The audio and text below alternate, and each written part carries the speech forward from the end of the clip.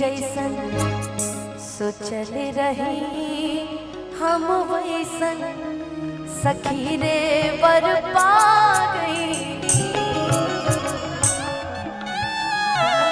लेकिन इसी गाने को गाते हैं, उसके बाद फिर चलेंगे जो मेन गाना, जो मेन जैसन सोचले रहनी वैसन पियवा मोर बड़े सावर न गोर रतिया मोहनी मुरतिया बड़ा निक लागे मीठी मीठी बतिया उसकी पे राजा के लोभा गई, उसकी पे राजा के लोभा गई।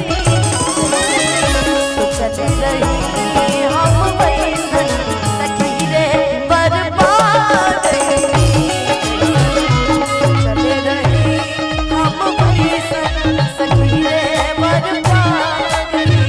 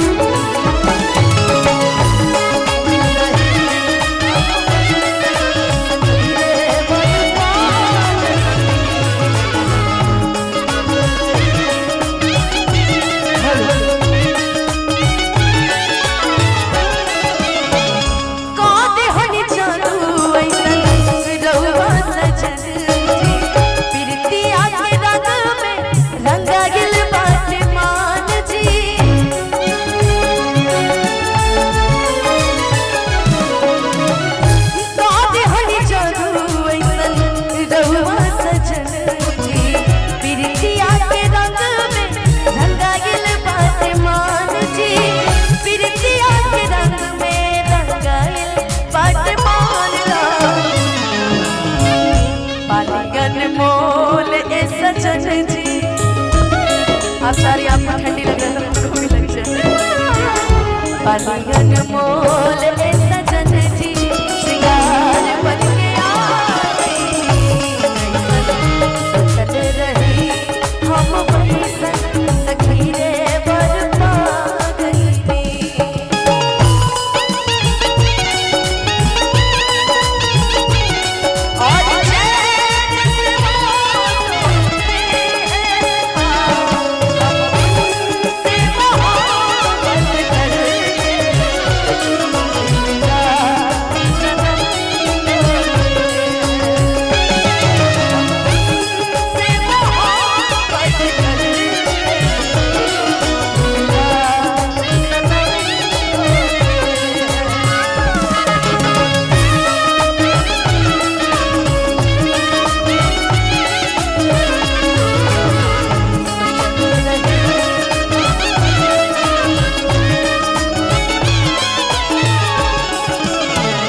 अगर यही में बात कर जाओ एक और सुपर हिट गाने के, गुलाम भैया यही से मिलत जुलत हो बड़ा नीक लागे ना मलम जी के बोलिया कि जब से ले आइल बारे आपन घर डोलिया।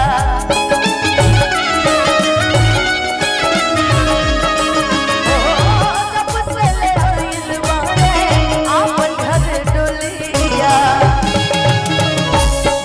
के हमरा जिंदगी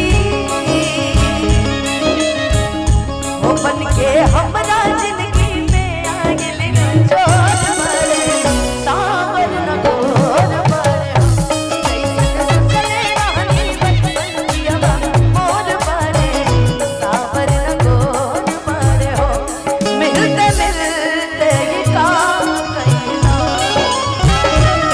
कैसन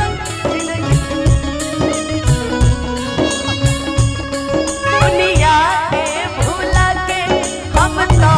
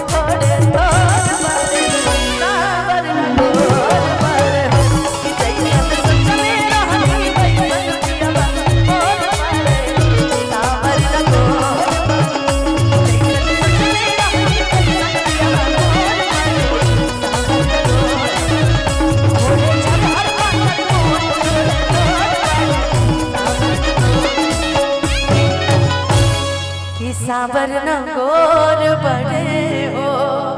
हम तो कहीं गए